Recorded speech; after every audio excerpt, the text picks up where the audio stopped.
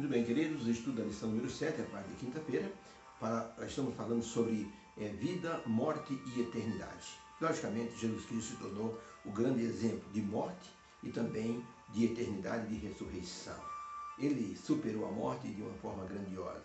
O diabo imaginou que poderia guardar Jesus no sepulcro para sempre, mas ficou surpreso quando viu Jesus no terceiro dia ressurgir ao comando do anjo: teu Pai te chama. O inferno estremeceu.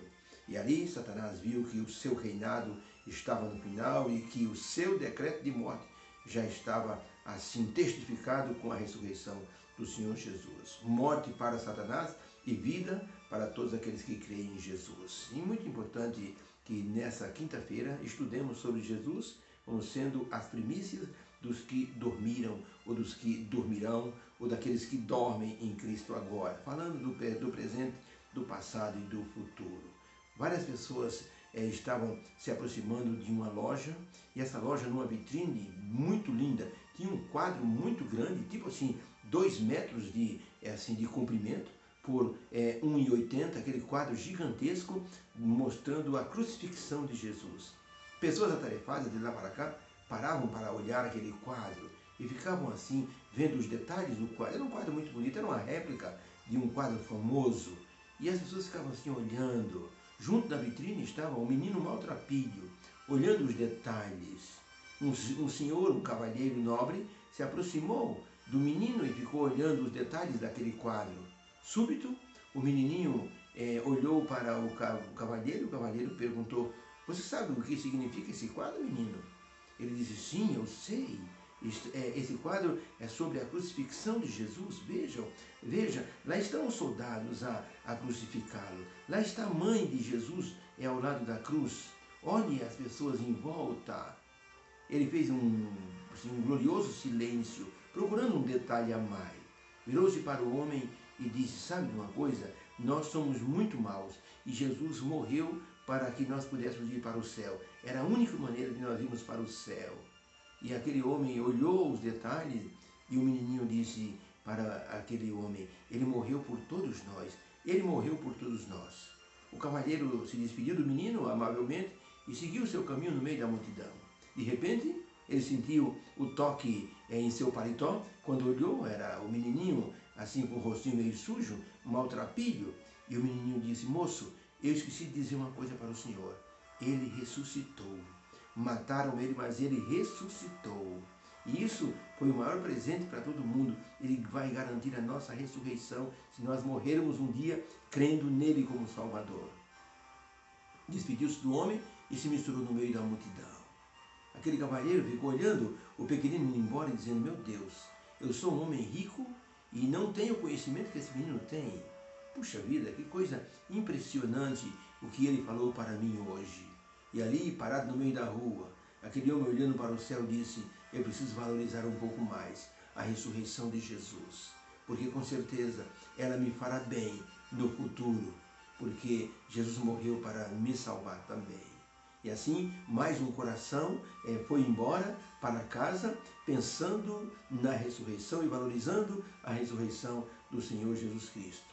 A ressurreição de Jesus deve nos alegrar, porque ele se tornou as primícias, indicando que, em forma humana, ele foi ressuscitado como um modelo de como as pessoas serão ressuscitadas no último dia da história desse mundo. Jesus ressuscitou com as suas características, de maneira que os que serão ressuscitados serão reconhecidos por seus entes queridos, como Jesus foi reconhecido por Maria, por Pedro e por mais de 500 pessoas a quem ele apareceu. Por isso, quando se diz que o fôlego volta para Deus, não é uma alma que volta para Deus. São as características que Deus guarda de cada pessoa, para que, quando Jesus voltar e ele der o sopro da vida outra vez, essas características retornem às pessoas ressuscitadas da forma como as pessoas eram, para que as pessoas possam reconhecer os seus entes queridos. Pergunta número 5 da lição de quinta-feira: por que Paulo identificou Jesus ressurreto com as primícias dos que dormem? Qual o sentido dessas palavras? Vamos ler o livro de 1 Coríntios, capítulo 15, verso 20, onde Paulo escreveu o seguinte: mas de fato, Cristo ressuscitou dentre os mortos e foi feito as primícias dos que dormem. Para entendermos essas palavras, precisamos voltar ao Velho Testamento, quando Moisés, através de suas instruções, mostrou o que Deus queria dizer com as primícias. Deuteronômio, capítulo 26, verso 1, diz assim: e será que quando entrares na terra, que o Senhor teu Deus te der por herança, e a possuíres e nela habitares, então tomarás das primícias de todos os frutos do solo, que recolhesses como colheita, que o Senhor teu Deus te dá. E essas primícias você colocará num cesto, e irás ao lugar que o Senhor teu Deus escolher, para ali fazer habitar o seu nome, em um templo, em uma casa, em um santuário. Então testificarás perante o Senhor teu Deus e dirás: eis agora, Senhor, aqui estão as primícias dos frutos da terra que o Senhor nos deu. Então o porás perante o Senhor teu Deus, e te inclinarás perante o Senhor teu Deus, e te alegrarás por todo o bem que o Senhor teu Deus te tem dado a ti e à tua casa. Você, os levitas e os estrangeiros farão isso, porque isso é justo diante do Senhor. Então, para a pergunta, por que Paulo identificou Jesus como uma das primícias do Kedron?